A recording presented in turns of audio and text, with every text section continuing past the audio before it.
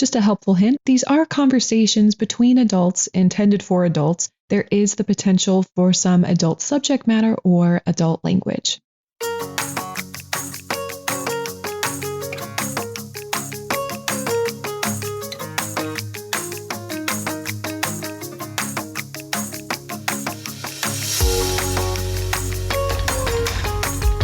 Ashlyn Thompson, thank you so much for taking the time today on our rainy Friday afternoon to sit down and chat with me. I'm really looking forward to talking to you more. I am very excited. I think it's going to be a really wonderful conversation. Yes, indeed. And so just to introduce you to the listeners, so Ashlyn Thompson is the co-founder of a new nonprofit, Charlotte's Hope Foundation, created with her dear friend, Emily Whiting. The foundation honors journeys with their daughters who have faced rare and are still facing rare medical complexities.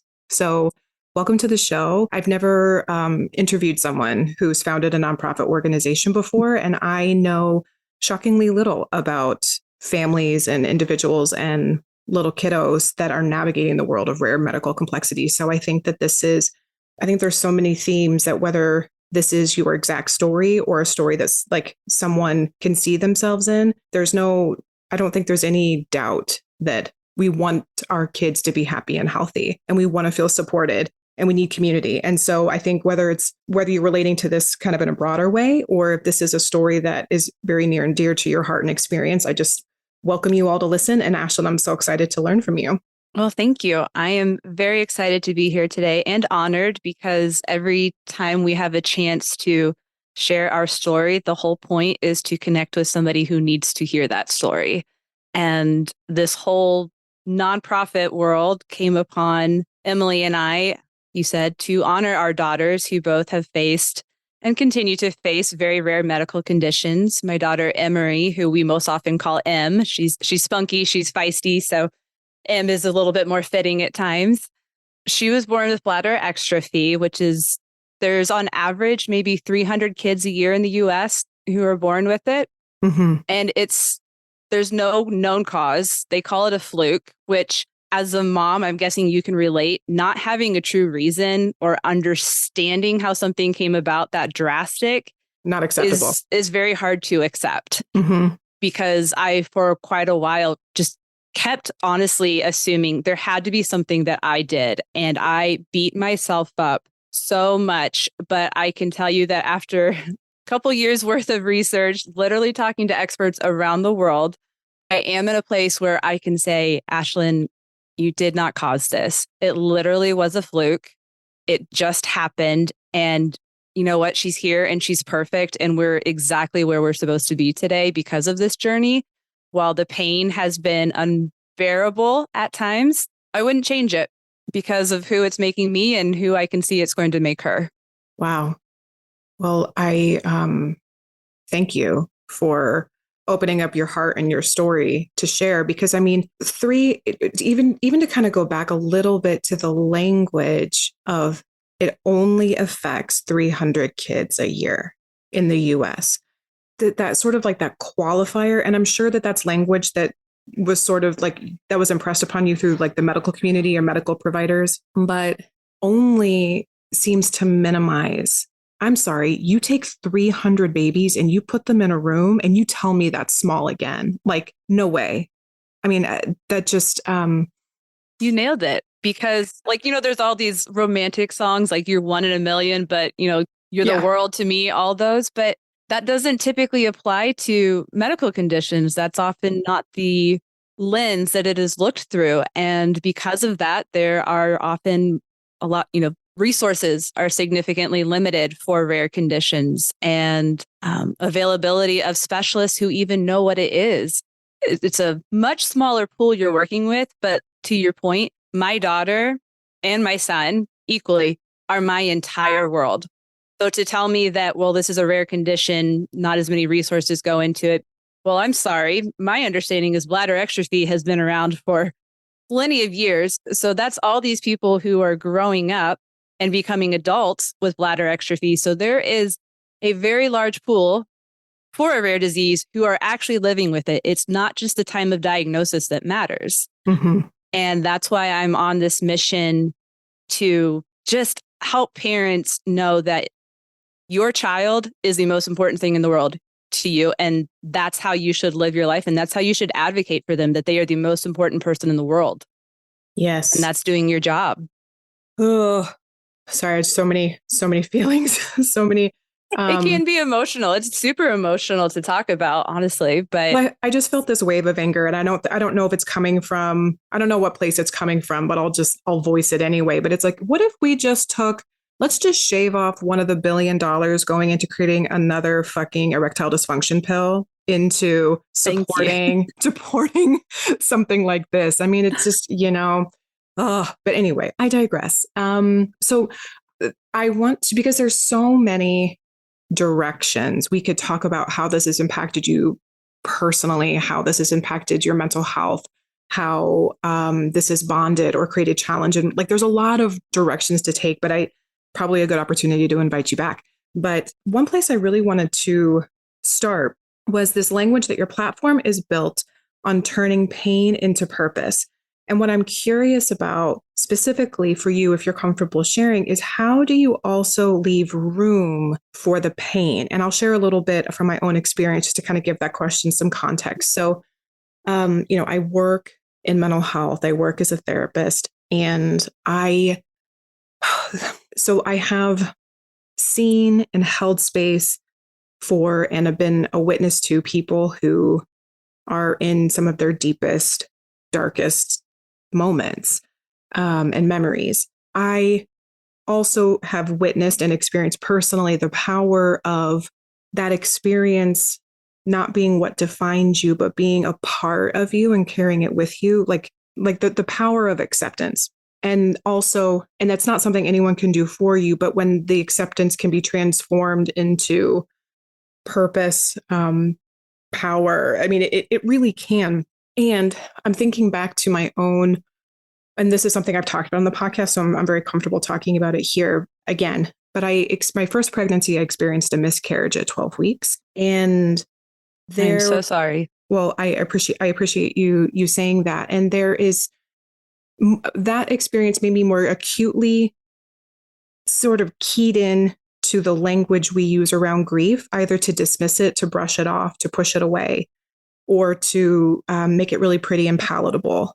And in the beginning, I mean, being told things like, I remember in the early days feeling the weight of other people's pity and sadness for me, and feeling, and this is likely due to my gender and my personality and a whole host of other combinations, but feeling like I had to make it okay for them that I'm struggling. And I can see some recognition in you. I will let you take the floor. I will say, like, the purpose that as I see it now, like, the pain is still the pain. That loss is still a loss that won't be recovered. And I'm always mindful of, though I've found a purpose for this and there is meaning in this experience, the loss is still, it doesn't cancel it out. It doesn't say like, well, now a trauma is a trauma forever. Thank you. Okay, perfect. That was great language. But what it gave me was this moment of reprieve and unapologetic truth in a way where I'm very prone to self-censoring and filtering and being very nice. But if I didn't want to see people, I just didn't see people. If someone asked me how I was doing, I would really tell them. I totally dropped fine out of my vocabulary because fine is nothing. It's like, fuck fine. I would say fine is FU usually, but at least in my experience. Yes.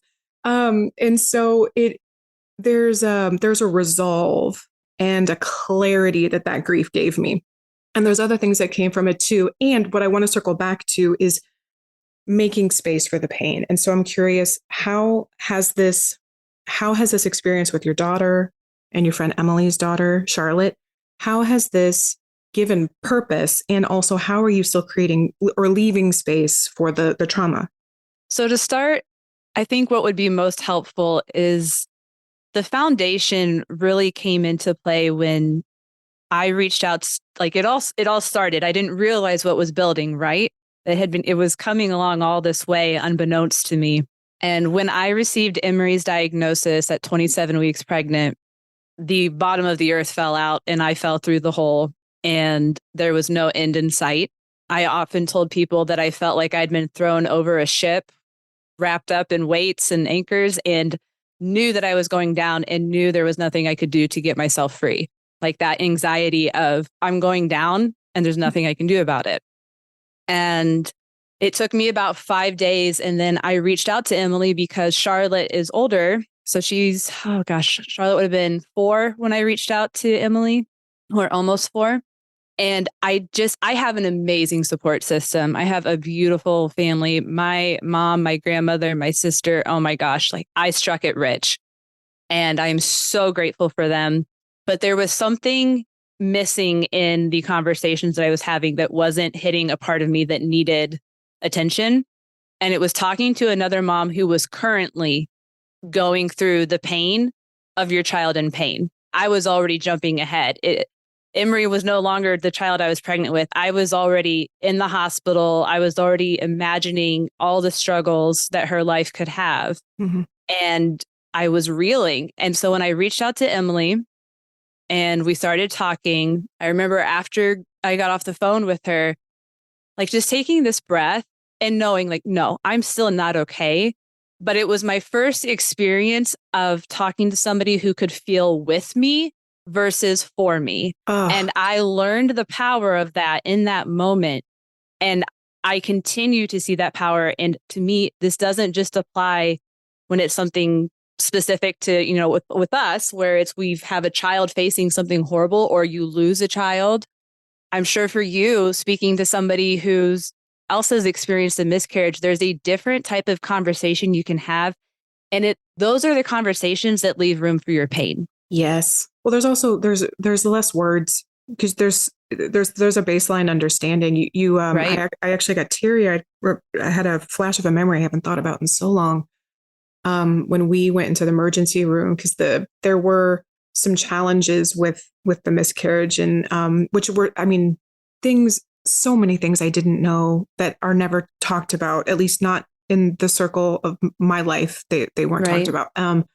So I was in the hospital for, oh gosh, I think like 14 hours and with my husband. But anyway, towards the end of my stay, we were maybe 1 or 2 hours away from being discharged. These nurses who, I'm gonna cry.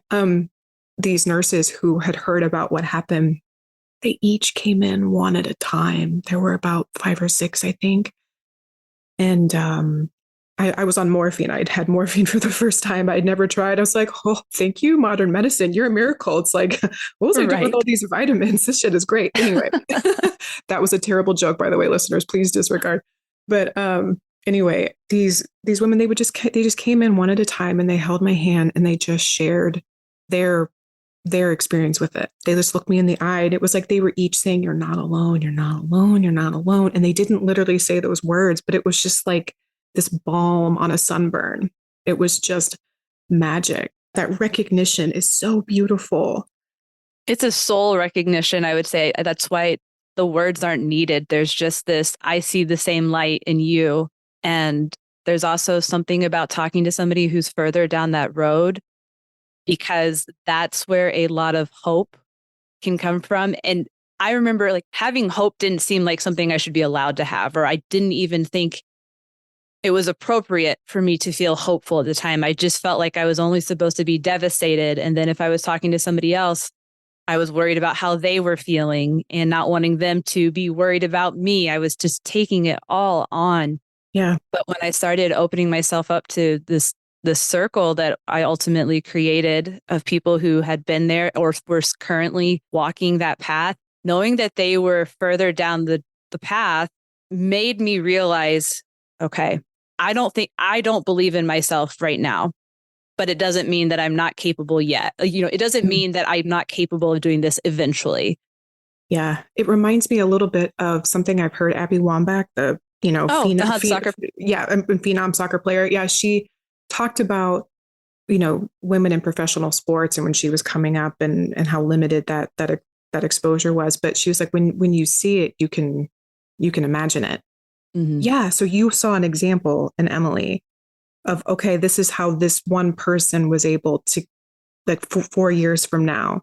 And you see a light of possibility. And that actually that skips me ahead a little bit to a question that I did want to ask you specifically about hope, because I have, I question hope a lot, and I'll provide context for that. So when is it in your experience working with other families or people who are in a similar situation as you are, once they find out what you do, you probably get flooded with questions or flooded with emails. I can just imagine. And then you've also created a community and a resource for that exact purpose and intention. So I'm curious, when do you find introducing hope the most effective? Like, when do you start talking about it? Because I think that, particularly when I'm working in sessions, I find that being really crystal clear about language and context, and this is also pulled from the work of Brene Brown, that language shapes experience.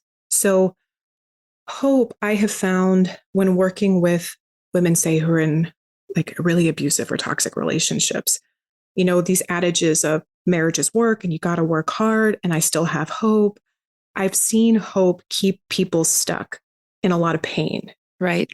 And I've also seen hope, or what is being called hope. I don't think that's what when you talk about hope in your language, I don't think that's what you mean, but I've also seen the language been misused to almost kind of be kind of delusional or magical thinking, and not acknowledging maybe what needs to be changed, or acknowledging a very real experience that needs to be called out. But I also see in your story that having that glimmer of hope kept you going. Right. In a seemingly impossible phase. You were 27 weeks pregnant. So, right. Yeah. So could you just kind of elaborate on hope and how you see it? You're exactly right about, you have to be aware of how you introduce hope. You have to be, it's a gentle introduction is honestly how we typically look at it. First and foremost, we never look at somebody who's brand new to diagnosis and say, well, you can have hope. Yeah. That's where you have to, that's one of the hardest things about what we do and what we're building, is learning to be comfortable enough to sit next to someone in their pain and not try to push them past it. Yes. That is one of the hardest things that I am learning in life, is to accept that not everything can be fixed and not everything can be made okay. But where hope comes in for us is that hope is something that can constantly be redefined. It's when we define hope as one thing, it's no longer hope. I don't even know what else to define it or what else to call it, honestly. But when you set parameters that hope only exists if the result is this, that's a wish, right? Oh, I just got that in a really powerful way. Yes.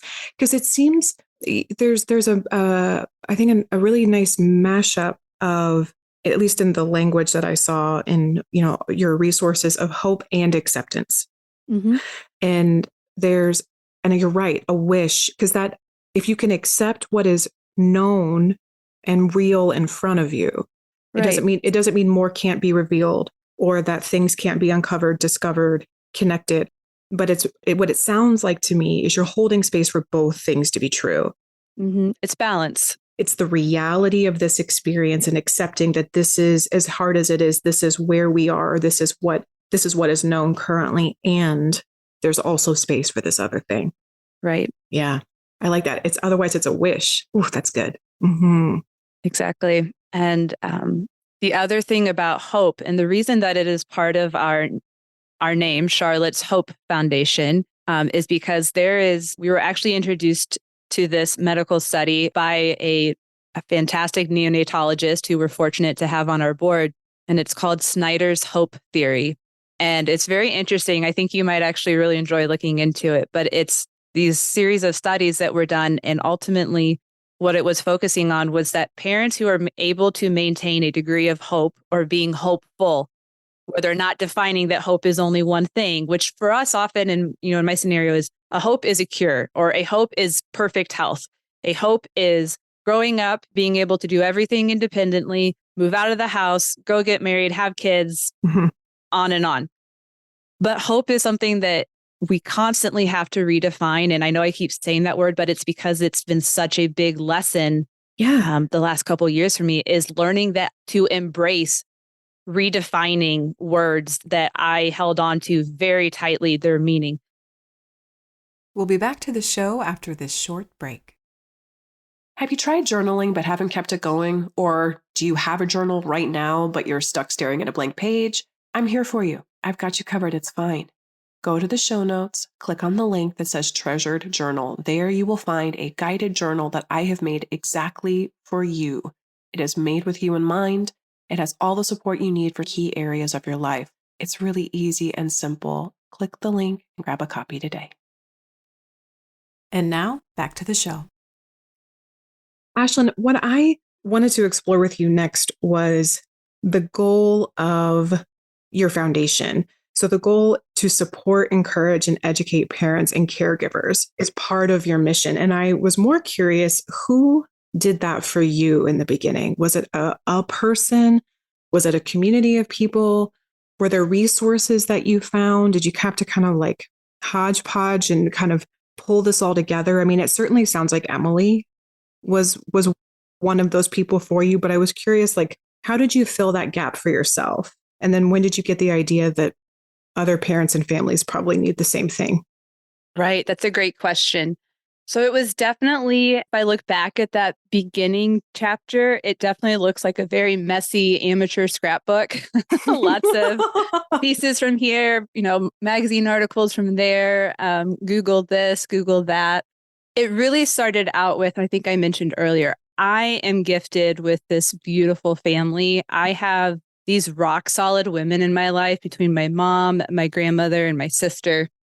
And I'm just so fortunate that I have them because my life actually began always having somebody in it who had some type of health challenge. My uncle was born severely brain injured, and he should have been completely healthy. But at the time, the doctor refused to induce my grandmother when she was pregnant with him. And she literally went almost 2 full weeks past her due date. Oh my gosh. So he lost oxygen to his brain. And like, crazy story, that man ended up, they ended up finding out that there was I think there were 13 some cases that were similar to my uncle's over that man's practice. So that was that tells you how far things have come, right? Yeah. But anyway, so that's my Uncle Mark. And I often say that he's the most influential person in my life. And he passed away when he was 46. He shouldn't have even lived till he was age 6, but he never spoke a word. But I learned more from having him in my life than anybody has ever taught me up until the point I met my daughter. Wow. And it's just been this really beautiful transition of, I lost my uncle. It's been several years ago now, but just being around him, learning to love somebody and truly not needing anything from them is just a really great gift. And I was exposed to that from the time I was, an infant. I didn't know anything different. I knew that everybody deserves love and you share it equally and you fight for them and you stand up for them. So that's just what I grew up knowing. But I will say this, I also grew up knowing at a fairly young age, God, I hope I never have to do this myself as a parent. Yeah. I remember having that awareness that I love my uncle fiercely and I love every person that we met because of him. But I remember being scared at an early age. God, I please don't give me this challenge. Yeah. Well, here Emery is. And I thank God a million times a day for a lot of different reasons. Of course. But I am, of all the challenges that we have faced with Emery, and we will, I never lose sight of the fact how blessed we are that they are not developmental issues on top of the physical conditions that she is faced with. Sure. And I don't take that lightly because that is a whole other ball game to be a part of.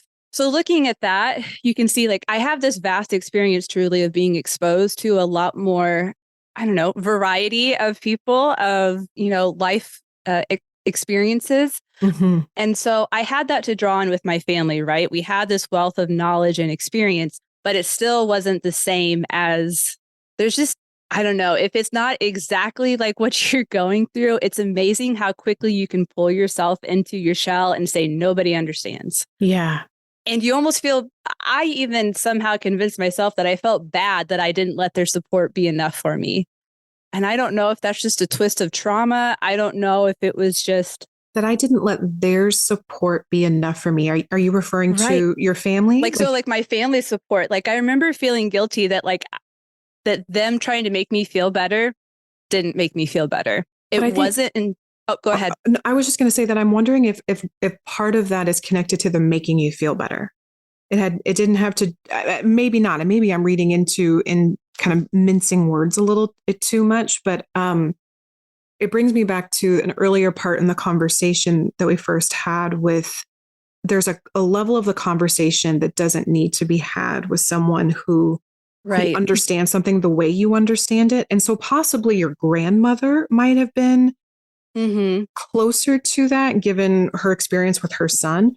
But with the other family members, like your mother, she can relate to it as a sibling, as a sister, as part of the support network. But I wonder if their concern for you sometimes gets mixed up in their supporting you, and that's a good point. That could be it's beautiful and it's challenging, but it is this other layer. Maybe not. I'm really just kind of like throwing No, stuff I mean, out. that's a very valid way to look at it, honestly, because I mean, honestly, just hearing you say that out loud, I'm like, that actually makes more sense to me. And it also then helps it make more sense why when I talked to Emily at the end of that first week, this mom who literally had a child who was young, who had found out while pregnant that she was going to be facing these really hard physical challenges and who knows what else. It just felt like we were sitting on the same seat of a bus ride going to who knows where. And I wasn't riding it alone. I just got chills when you said it. The bus seat makes a lot of sense. And I'm as you were talking, I also had this thought that Emily doesn't need anything from you because of how you entered into that relationship it's like deeper than peers. I can't think of a word deeper than that, but she's certainly a caring, I mean, and I don't even know her, and I can sort of assume on her behalf that she's a caring, compassionate, incredibly loving person. And I'm sure now that your relationship has evolved, you and your wellness and your overall well-being and your happiness likely hold more weight to her. But at the time, you were sharing experiences, and the outcome of your experience didn't directly impact her. Where like your level of happiness or your amount of suffering, like as a human being on the planet with any capacity for empathy or compassion, you're going to feel something. But your mother, your father, or, the people who love you, who support you absolutely needed to, they were invested in the outcome of how you felt. And so your suffering contributed to theirs, which is not your responsibility, not your fault. It's just, it's like a double burden, or it can be. It may not always be that way, but like, I would imagine whenever my daughter's hurt, it pulls something in me, right? It twists. And so I would imagine for the loved ones that were invested in you, seeing you tired and exhausted and all of the things I would imagine would go into that, you can also sense like their need for you to get better on some level. Oh, absolutely. And with Emily, I could lay down my burdens and say, here's everything I'm carrying. Here's everything that's weighing me down. And I didn't feel like I had to pick up anything that she was carrying. Oh my God, that's the best. That is the best.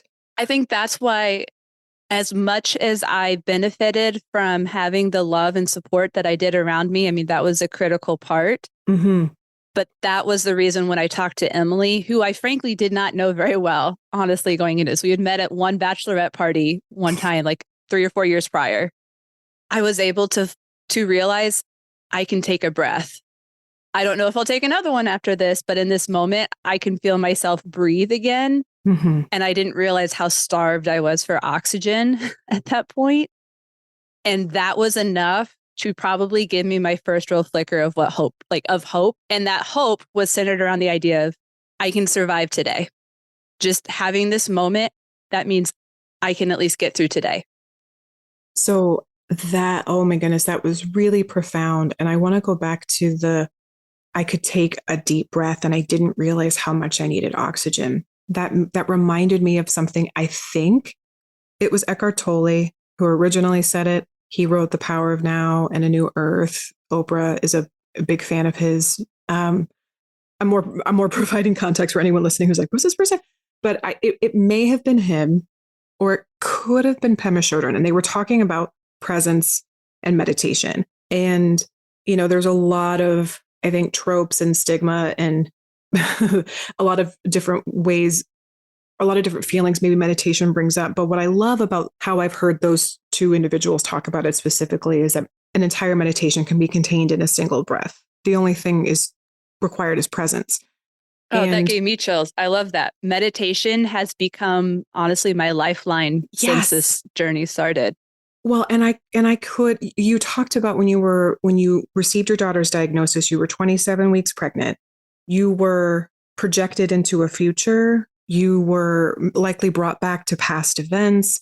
So you were everywhere, but in a moment. And I don't know if I would be capable of being any different, but being kind of thrust in appointments and projecting. And I'm actually not familiar at all with your daughter's diagnosis of bladder exstrophy in terms of what does progress look like or how is it measured? But I mean, it sounds like from what I just know of disease, it's like months, years, there's a countdown, there's a timeline, there's this huge sense of projected time robs you of today or can. And just now, right? You lose all sense of now. Yeah. And that Emily's presence with you without requiring anything of you. She didn't need you for anything. And she was just with you. I can't think of anything more generous than that. And that is exactly what we want to carry with us as part of Charlotte's Hope Foundation. Is we often refer to ourselves as we want to be that lighthouse in the storm, because no matter what the diagnosis is, no matter when the diagnosis is, or often we make sure we point out prognosis, because we realize we're going to encounter a lot of families who perhaps their child may not live. It may not be something they can survive. They may not make it through pregnancy. And it's over. I mean, even right now, as many times as I've talked about this for the last 2 years, I still get chilled every time I say that. And I hope I never stop doing that, because I never want to become desensitized to something that matters so, so much. But to be that light for those families who are on that ship in that storm, because the reality is Emily and I can't go on their boat. We can't steer the ship for them. We cannot finish that journey. We can't even tell them what to do, but we can be that light that shows them, one, you're not alone in this darkness. And two, light does exist. Even when it feels like it doesn't, we promise it's there, and here is some proof. And if you can focus on those small glimpses of light, that can be enough to help you navigate around those big rocks that want to stop you in your tracks. And again, a lot of times it's just about getting through that one day. And we realize that might be a lot of what Charlotte's Hope Foundation does for people, is we're there for that one day that is just too much for somebody. Yeah. They're not going to need us every single day. And they're going to find hopefully other resources that we want to lead them to, or that they'll find on their own. But there are going to be those days that everyone faces where it's just too damn much. And you need a reminder. Yeah. It's okay that it's too hard, but you're strong enough. It just occurred to me with reference to your grandmother and your uncle, and even what you spoke to in the very, very, very beginning of, because bladder exstrophy is considered rare, 300 kids is still too many kids, but the sense of advocacy. I mean, I didn't see that language specifically, but this level of like just advocating for what you need and what's right, or what your kiddo needs. Like it brought back a pretty visceral memory. I hadn't thought about this until I was just talking to a friend yesterday about our birth experience with our first kiddos. And I had a epidural that was done incorrectly. Oh gosh. I just wasn't giving myself enough credit. Granted, there was a lot going on in this particular moment, as one can imagine. But I walk through life wanting to like people and hoping that people like me. And when I'm not in a healthy place, I'm like desperate for people to like me. So I walk through life with the assumption that people are good, that I'm going to like them. And so again, when I get that gut feeling of no, something's off about this, something's off about them, it's something that I'm it's like a muscle I have to constantly actively work on, one, to give myself credit, and two, to trust it. But anyway, this particular person that came in and gave me the epidural, everything in my body was like, this isn't the dude, not the person. Nope. And I got it, and it wasn't right. And I knew it wasn't right. And the nurse who was even in the room knew it wasn't right. Also, by the way, I don't think it's right that they make you sign like an encyclopedia's worth of documents while you're writhing in pain. No kidding. Because it's like, you don't know what you're signing, and they know you don't know. Like, let me just let me call my lawyer real quick. Right. I need to get my attorney on Zoom, while I'm contracting. But anyway, that's another podcast for another day. But yeah, I didn't feel empowered to say no, even because in my mind, I didn't have any reason to say no to this person other than a feeling. And I didn't listen to it. And of course, I'm not blaming myself, but I didn't listen. The outcome was what it was. It wasn't good. I had to be redone a few hours later. Oh, gosh. And then my daughter was born, and then it just, and then life went on. But that experience will inform if I have that feeling, and odds are I won't. I mean, I think more people are probably going to be good than not, but, or at least I certainly hope so. But, yeah, if I get that feeling again, I don't need it to make sense. No, and nobody does. And that feeling, it's your body or it's your child. You are completely entitled to whatever that feeling is telling you, because it's yours and it's your child. And I'm glad that you started to step into advocacy, because what I just talked about, that is part one for Charlotte's Hope Foundation. That is our way of laying the groundwork for saying, I often say we will someday soon be Charlotte's Hope International, because I want to be that first stop for any doctor, any pediatrician, any specialist, any maternal fetal specialist to be able to say, we've got this news. We have this organization that they can get you started, that you don't have to face this alone. There are so many incredible resources out there, so many amazing groups that do fantastic things, that honestly, Emily and I have to kind of watch ourselves and just remind ourselves to be grateful that we're finding them now so we can share them with others. But I cannot tell you how many times she and I have looked at one another and said, where was this when we were here? Why did no one ever bring this up? Or why did it take so much work for us to find this when we really needed it was at the time we didn't have the capacity to put work into it. It should have just been there. And so what that led into was, one, wanting to create this library of resources to make it easier for people to find what they need to find, but to take it further, what we're really after long term, where we really want to climb our mountain and put our flag, is on advocacy. Because if we can get to families within the first, we'll say even 6 months of their experience, we'd like to get there sooner than that. But the sooner we can get to them and we can bolster them and we can encourage them and we can help them realize you are not going to climb Mount Everest alone, the sooner they feel like they are grounded, the sooner they can make that shift to becoming an advocate.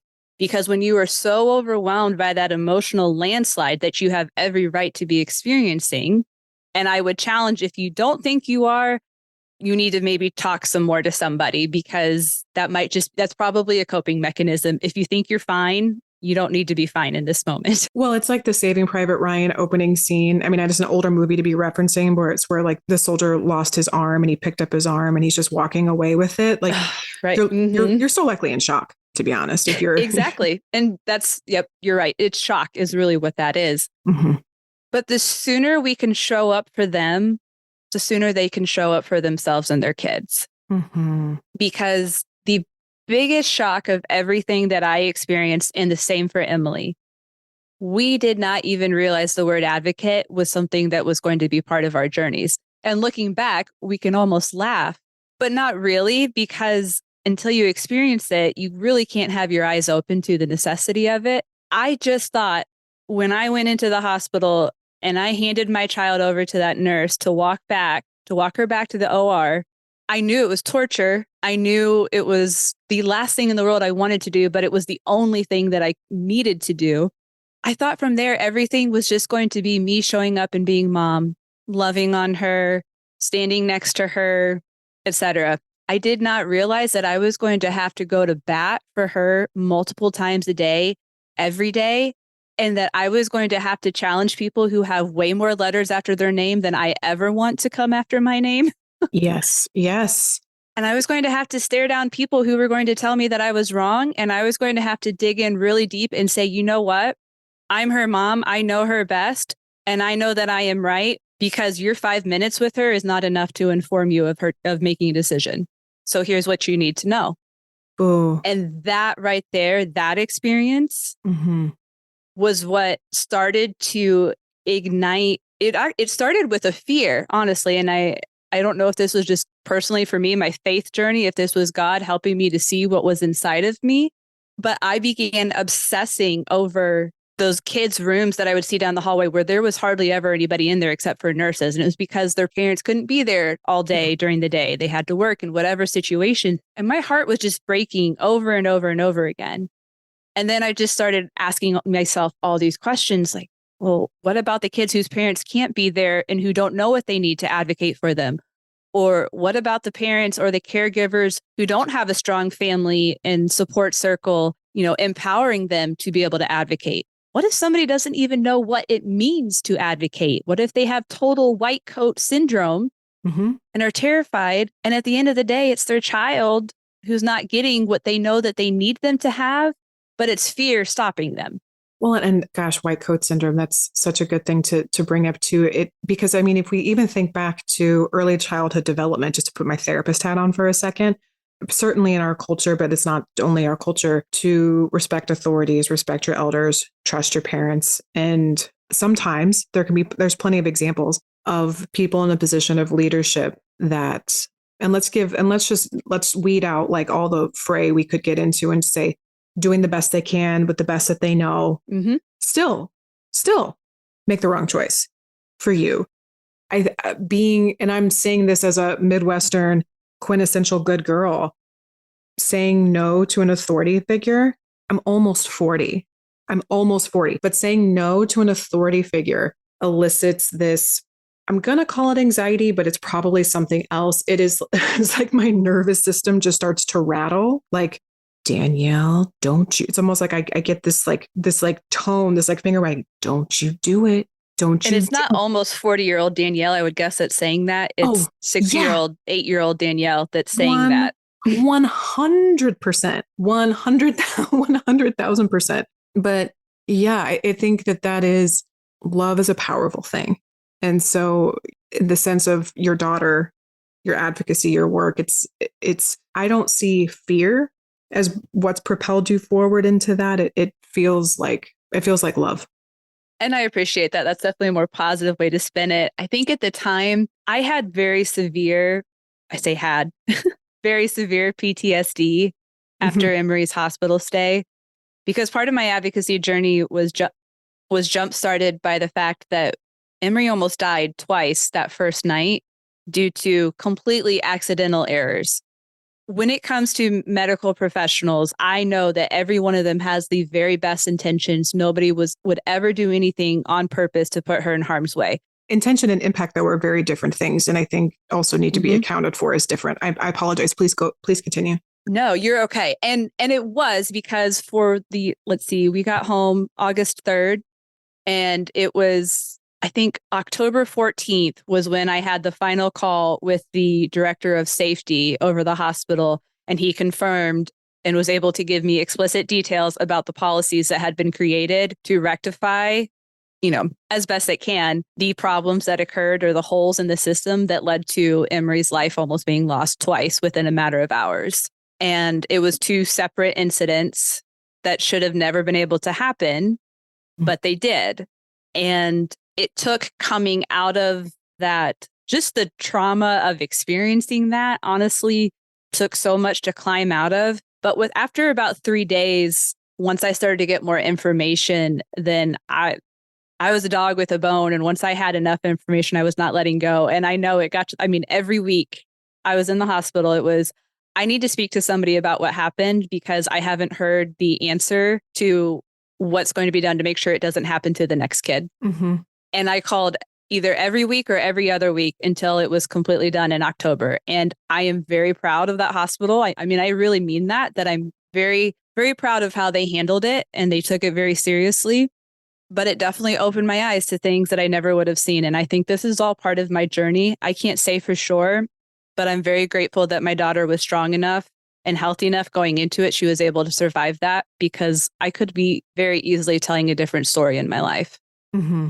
And I'll never stop thinking about that. It doesn't blind me now because of a lot of time spent in EMDR therapy. Mm-hmm. But it is definitely something that I keep close to my chest, and it informs a lot of the decisions I make, including why Emery is about to be the first American patient to have a surgery in London, England next month for her rare condition. Wow. Despite doctors here in the US saying, well, we don't really know much about it. And, we're not sure we understand it. So that's why we're not really doing it. We just don't have enough we don't have enough knowledge about it. It's the code for there's no money in it. Well, honestly, I mean, that could be part of it. Maybe that's just a cynical thing. I don't know. Oh, no. I mean, I think, I have a lot of questions, and I don't necessarily blame the doctors, to be very honest. I think Sure. It's who's going to approve the doctors going over there to get the training and to bring it back, and who's going to be the ones to take it through whatever the whole hoopla of insurance processes are to get it to be something that can be approved and et cetera, et cetera. Well, gosh, I mean, I think that would almost be another hour if we're going to talk about advocacy. I mean, it's more than we have the time for today, but how you were able to get your daughter into a surgeon in London. You nailed it earlier. It's honestly as simple as love. I think that's the best way to look at it. It is. I think when when we embrace love as our superpower, as your cape, you really can get through anything and achieve anything as long as you keep leading with that love. And you just don't take no for an answer, because that love is truly the most important thing. Because I can tell you this, the Ashlyn before Emery was not this strong.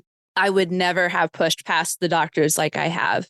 I would not have ever thought that I was smart enough to read the medical papers that I have and spend hours Googling them to understand what I'm reading, or seeking out other families whose children have had the surgery and what has their experience been. And just pushing, but it's all fueled by love. And I'll never stop doing that for either of my children. And now I'm on this path that I'm going to help others do it too, because what else is life really about other than to literally empty yourself of all the love you possibly can? That's how I want to go out someday, knowing that there's not an ounce left of myself.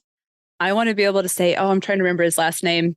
His first name's Leslie, I think. He's a really great motivational speaker, but he does this speech, and it's, I want to die empty. And I really hold on to that. I want to go out someday feeling like there's literally nothing left inside to give, and I'm not going to regret it.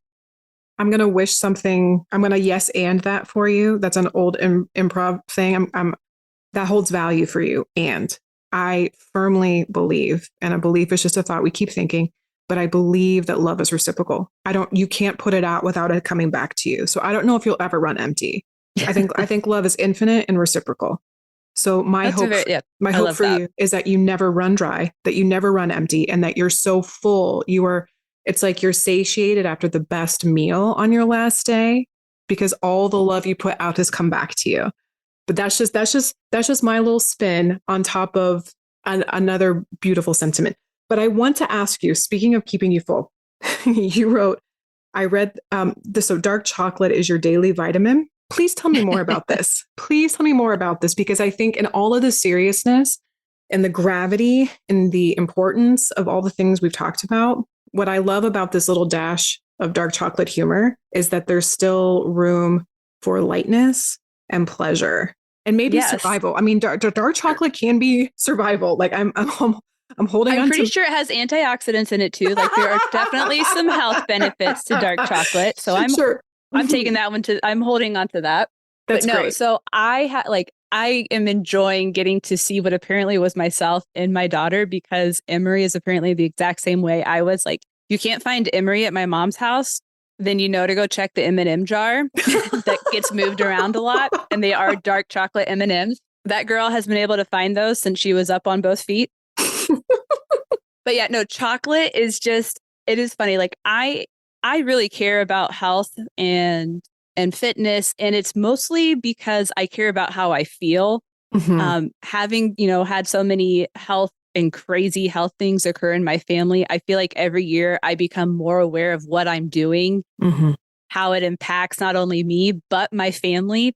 But chocolate is the one thing that I will never give up. Nor should you. And I will say this, I have been far more consistent with chocolate in my life than vitamins, and I'm still here and I'm doing okay. So I think, you know what? It is that little moment of a day that I know I'm going to be happy in that split second. So why on earth would I ever stop doing that? It's called soul food for a reason. There's a amen. I recognized a season of depression I was in years ago through craving hot chocolates, which that was never a drink that I was like particularly like in love with as a kid. I don't have a problem with it, but it was never something I was drawn to. But I kept being drawn to hot chocolate during this season of my life, and through letting myself follow the pleasure and the indulgence of it, because I couldn't justify it for any reason, I realized, I'm in a season of unhappiness. and then and there's something about this hot chocolate that helped me kind of unlock that. Now you've got me thinking more about chocolate and the soul connection I have with chocolate. There is a soul connection. There totally is. It's got to be a part of, like, I'm sure, like, anytime they do labs on my blood, there has to be something that shows up in it that reveals chocolate. The deep brown vein that runs straight to her heart. Yes. But I think what's great about it, or the reason I'm consistent, is because something as simple as chocolate, there's no effort to enjoy it. How few things in life are there that we allow ourselves to have that don't require effort to just enjoy it? That's good. That's really good. And it's probably more true most of the time that pleasure doesn't require a Tahitian vacation. I mean, don't get me wrong. I'm not going to turn that down. Who would turn that down? I'll meet you there. But right. Let's go. Let's go. But yeah, I think that it's similar to self-care. And we maybe even touched on this earlier as well, that there's a whole industry now behind making self-care a project and part of things that you need to purchase. Like there's a process to it. And so, and I do think there's some value to some of those things. I'm not kiboshing all of that, but more to bring it back to what you said of simple, no effort, effort, just finding those little bits of pleasure that you don't have to earn, you don't have to work for, and it just requires nothing of you. I think there's really something to that. That's yummy. And I'm going to skip ahead a little bit because there's a quote from Emily's book, She is Charlotte, which will be linked in the bio as well. So if anyone wants to learn more about Charlotte's Hope Foundation, or you want to learn more about Emily's journey with her daughter, Charlotte, there's a book that she's written about it, but this is a quote from the book. "But if her own mother can't dream of thriving, then who can? I must hold on to the hope while still living the daily reality of the diagnosis." My question about that is, if I can't dream of her thriving, then who can? Who must hold the hope while still living in the daily reality? That really seems to sort of encapsulate the whole theme of really everything we've been talking about. But where are you holding the hope and then also still living in the reality? Like, how are you managing that currently? Right. I think it depends on the day, to be very fair. For me, where I am right now, I am putting a lot of hope in the unknown. But I'm also choosing to put a lot of hope in who I know Emery can grow to be, and not letting myself put so much responsibility just on myself, this is something new for me, because what I'm trying to do is to create space, or allow space for Emery to grow up and be her own person, who will eventually be the one to take over her health, who will be the one to decide, this is how I want things to be, or this is what I want to strive for and how I want to live my life. right now, every decision I have made for her, or every time I even think about making a decision for her, I jump out of the now and I go to the 20 years in life, or what does it look like when she wants to be a mom based on the decision I make today. I can't tell you the number of times I thought about canceling the surgery in London simply because I convinced myself I can't live with myself if I'm wrong. What if I make the wrong decision and I ruin my daughter's life, or she grows up and she can't do something because of this and she hates me? Now, this is a very, when I say it out loud, even again, I'm like, this conversation isn't the most logical, but it's a very real conversation that I have with myself. And in the moment, I very much believe it.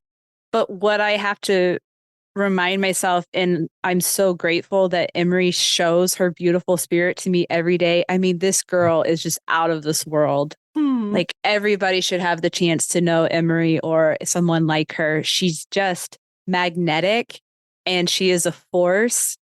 And she just radiates this love and light. I mean, it is crazy the number of times people have met her and not known her story and have told me, this child is just so happy. I mean, they're like, it's like she's just grateful to be alive. And it literally, that has been said to me no less than 10 times. And to hear something that frequently, and to hear somebody describe a child as being grateful for life isn't what I would consider a very common description. No one. I mean, I adore my child. No one has ever said that about Logan. Like, no, I mean, that is a really unique and special magic. It sounds like she carries. She does. And when I stop and allow myself to focus on who she is now, that's when I can help, talk to myself and take a breath and work on allowing that space for her to eventually become who she's going to be. I have hope for what I want. I want her life to look as easy as possible, right? As any parent does. I want her life to have as few challenges as possible. I don't want any hurt. I don't want any pain.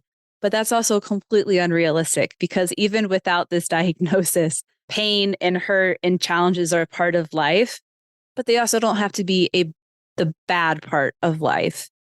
They can, those are things that we grow through, that we learn through, that connect us to others eventually who become part of our lives that we need in our lives. And so I feel like I'm probably droning on a little bit, but no. I mean, it's a big question to answer. And you're also exploring it in real time, which it makes sense. And I think that's a really incredibly honest and authentic response. And I love that you acknowledged this idea of logic. So often for myself, but certainly when I'm working with clients, I think there's this sense that as an adult, I don't work with minors. So as an adult, that logic is key. And I could probably get into like all the sociological breakdowns of why we kind of dismiss emotion and we prefer to live in logic. One, it feels more measurable. And by that lens, maybe more true. I also think there's a little bit of a patriarchal lens in that as well. Logic is considered a little bit more masculine, where emotion is usually more accepted in the feminine. So I think there's a lot of layers to that. But the truth is, we're emotional beings first, who develop the cognitive ability to think and reason and recognize patterns and all of that. We're feeling beings who think, not thinking beings who happen to have these inconvenient feelings. It's like, it's just. Oh my gosh, the number of times I have called feelings inconvenient. Well, I can't even count. They are. They really are. I love that's the ocean is such a great metaphor for emotion, because it's like sometimes the water is really calm and beautiful and you can body surf and these emotions are fun and light. And sometimes it's like, what the fuck? I just got smashed in the face and beat against rocks. Like, oh, these emotions. It's just, I mean, and yeah, it's, we also can't control the ocean any more than we can control our emotion, or we can't control the ocean any more than we can control our emotions. Well, that was a mouthful. Dr. Seuss, future book. But also, this is the other fun fact that I love to tell clients who really like to identify as logical thinkers. Thinking happens to you all the time. You are not in control of every thought you think. You literally cannot be. So the thinking that happens to you is often rooted in an emotion we're just not in touch with. And, and so when you bring the internal dialogue outside, like you did just now, again, in real time on the podcast, you're like, you said these two things. You're like, I know when I say them out loud, they don't make logical sense, but that is how you get any perspective on them. You either write them down, you share them to a friend, share them to a therapist. And sometimes even just literally saying the words out loud, it helps you hear it in a different way than it just rattles in your head. And you create space between the thought and you, which allows you to get perspective on it. But I just thank you so much for opening yourself up in that way and sharing that part of where you are. Because I think so much of what we talked about is past tense and things that have been processed. But I really appreciate that just glimpse into where you are now. And I feel like we need to connect again and because I'm sure listeners are going to be like, well, wait, how did it go? So maybe we'll give it some space and time. And if it ever feels right, I'd love to have you back. But before I say our final goodbyes, I would love to know any iteration of a don't cut your own bang moment that you feel comfortable sharing. I was thinking about that a little bit. And the one that came to my mind immediately, which tells me it's very appropriate. So quick backstory. When I had my first child, my son, Cole, that pregnancy, I was very fortunate. It was like the quintessential like basketball bump, like only place that I had looked pregnant was my belly. Of course, I didn't feel like that. But like looking back at the pictures, it's kind of how like you always, so many of us say like, I wish I was as fat as I thought I was in high school. So it was kind of that whole thing, like with my pregnancy, that first one, like, good. I really did not appreciate how well I carried that one. And then I had Emery. Well, I had developed ulcers during my dad's trials, like after his stroke and his really long battles with that until he passed away. So when I became pregnant, I still had the ulcers. Well, apparently pregnancy really, really inflames ulcers. So it was horrific, tons of pain. And the only thing that would help a little bit was like the snacking, and it was out of control and it drove me crazy because I knew I wasn't hungry, but it was the only thing that would like keep the pain at bay so that I could actually get maybe a few hours of work done a day. So I definitely did not end up looking like I did my first pregnancy. Which looking back, I'm like, it's fine. Who cares? It doesn't matter. But this is where it turns into the don't cut your banks moment. So remember, I have Emery. I know what's coming. There's been a little bit of stress, right? So focusing on my health and my body is not number one priority. But because of my history, I'm somebody who did struggle with eating disorders that started in middle school. That tends to be my go-to control mechanism. When I can't control things around me, I start trying to control food, and it's usually hypervigilant, as in I can't control this. So what I'm going to control is my intake and watch how little it can be. I have no idea why that happens, but I attempted to do that. And it turns out I was too stressed to do that. And that actually freaked me out that I couldn't control myself that way for the first time in my life. Wow. You were too stressed to rely on the mechanism that had always worked, which was an eating disorder. Yes. So after we got home from the hospital, I don't know what, it was still just grasping for control. And the fact that hadn't worked, I was like, I couldn't accept that because it had always worked. So I decided to call my doctor's office, and looking back, I kind of feel like I should talk to them and say, maybe don't accept clients this quickly after having had a child. But I signed up for the Ideal Protein program. Oh, that is like a monitored program for changing your diet. And it's basically like keto on steroids. Oh my God. So, but where I hit rock bottom, and this is why I call it, I refer to this as my don't cut your own banks moment, because looking back now, I can see, no wonder this was my rock bottom, because I did Ideal Protein. You're supposed to weigh yourself every Friday, like at the office. So I went in on Monday, got my kit, started doing all the eating.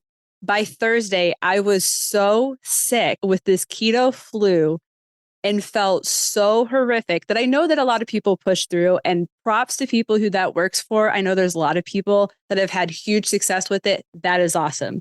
This was not where my headspace and my efforts needed to be at this time. I was avoiding dealing with trauma is what I was doing. And so, yeah, I did not show up for my first weigh-in on that Friday. And it was the moment I needed to honestly laugh at myself and go, why am I worried about this number on a scale right now, or whether or not I'm in this size or one size smaller, when we literally just survived hell? that was finally my aha moment, was when I got to what should have been my breaking point. Yeah.